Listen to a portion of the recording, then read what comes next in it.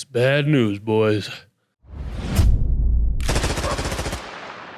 According to this article on Cointelegraph, it looks like the SEC has delayed the spot Bitcoin ETF decisions for BlackRock, Invesco, and Bitwise. Supposedly, with the government shutdown coming up, Gary Gensler was getting ready, and he decided to not only delay the ARK Bitcoin Spot ETF, but now he's delayed the BlackRock, Invesco, and Bitwise ones as well ahead of the government shutdown. And to me, it seems like that rat bastard could have just waited to see how the government shutdown played out, because as he said in one of his recent interviews, it would have just made it impossible for the SEC to be able to actually approve or go over any kind of filings for IPOs or ETFs, meaning that we would have gotten the idea that it would have been delayed if the government was still shut down by the deadline.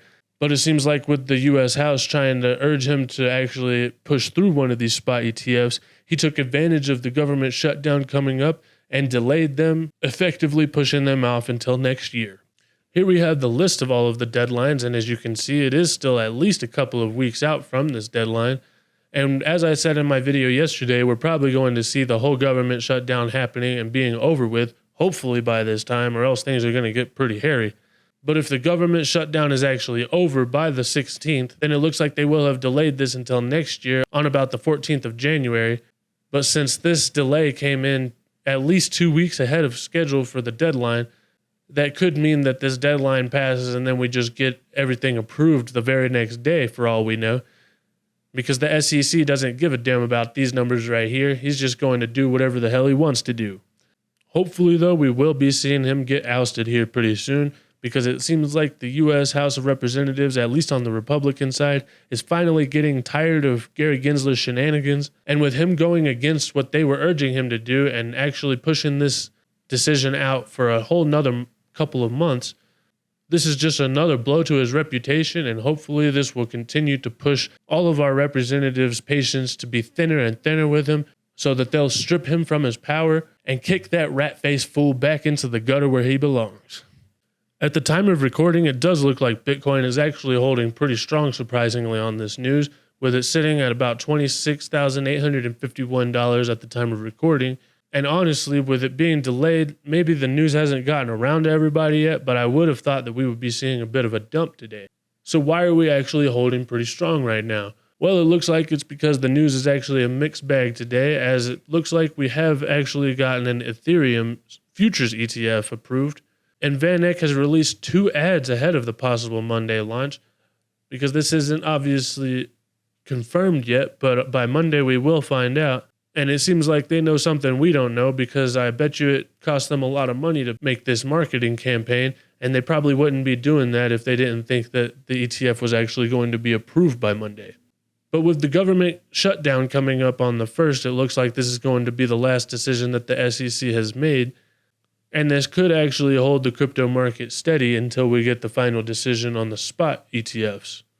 It's not confirmed and nobody knows what's really going to happen, but obviously if these don't get approved by Monday, then we're probably going to be seeing that dump coming in. And if it actually does get approved, then we might be seeing Ethereum having a bit of a rip, while Bitcoin basically stays right where it's at, because we're still going to be waiting on that BlackRock ETF, of course. But it does look like this is probably what's holding us up, because with the BlackRock ETF being delayed, I would have expected us to be down today. Hopefully this will actually go through. In other good news, according to this article on CoinDesk, bankrupt crypto hedge fund Three Arrows Capital's Su Zhu has finally been apprehended in Singapore, Liquidator says. And while this isn't probably going to have any immediate effect on the price or anything like that, it's just good to see that these people that have been scamming the community are finally getting what's coming to them. Three Arrows Capital was one of the big dominoes that led up probably to the FTX collapse, but there's still a lot of people who probably had a lot more influence than Su Zhu over the bear market. And while it's good to see this guy being apprehended, hopefully we'll continue to see SBF's charges actually stick and him not be getting any more of them dropped. And maybe they'll actually make an example out of some of these fools so that we don't see the same thing happening in the next bull market. Another thing that could actually be holding us pretty steady right now is actually the government shutdown coming up, because probably just that means that the government can't do anything to affect our lives negatively, and they're basically going to have their hands tied until the government does open back up again, meaning that maybe they'll just leave us all alone so that we can finally make some money. According to this article on Barron's, it says that the government shutdown supports philosophical tenets of the decentralized currencies, but risks draining liquidity from wider markets. It says some participants view the possible government shutdown as bullish for cryptocurrencies, as it plays directly into the narrative of non-sovereign currencies not being affected by government procedure. The possible shutdown is a large-scale reflection of periodic dysfunction of due process, which fits well into the philosophical narrative of cryptocurrency. Basically, the government shutdown is why we have cryptocurrencies, because we can't rely on the government to do the things that they need to do and to actually be able to efficiently manage our money, which they obviously issue. So with the government issuing all of our money and them not even being able to come to a decision long enough to keep the government running, it seems like Bitcoin and other cryptocurrencies are going to be more and more important as we go on and the governments continue to fall apart. Like I said, though, the news is a mixed bag because, as this article says, crypto observers are warning of risk aversion as oil prices top $93. I've been talking about how gas has been kind of coming back and it could bring inflation up, meaning that the Fed might actually not be done with their work. But this is all speculation, and I don't really think that's what's going to happen because with oil prices being as high as they were last year and coming down so steeply, this is basically to be expected because, as I've said a million times in the past, nothing moves in a straight line forever.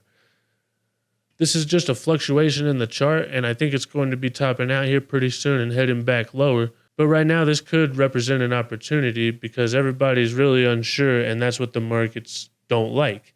With everybody being unsure of how these oil prices are going to continue and how it's going to affect the markets, and the government shutting down, and everybody also being unsure about these spot ETFs, this is basically, hopefully, one of our last periods of turmoil before all of this gets sorted out. And then whenever the uncertainty goes away, that probably means that positive price action will return.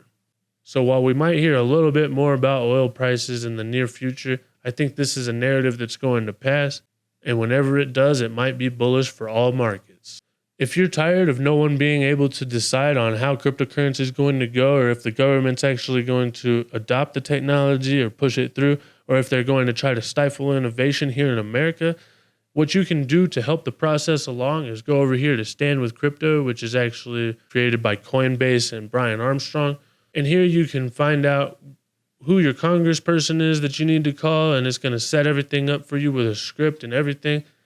And basically all you have to do is push this button and make the call, read the script, and let them know that you want them to accept cryptocurrency and push it forward, and make sure that they know that you want innovation to happen here in America so that hopefully they will support the technology, or at least they'll know that they need to in order for them to get reelected. And then maybe we can finally start making some progress with crypto regulation. Let me know what you guys think in the comments. Is crypto going to rise over the government shutdown due to the Ethereum futures ETF being approved? Or are we actually going to have a dump because of the Bitcoin Spot ETF being delayed again? Either way, thank you guys so much for watching. And don't forget, I've got new videos every Monday, Wednesday, and Friday with early access on X.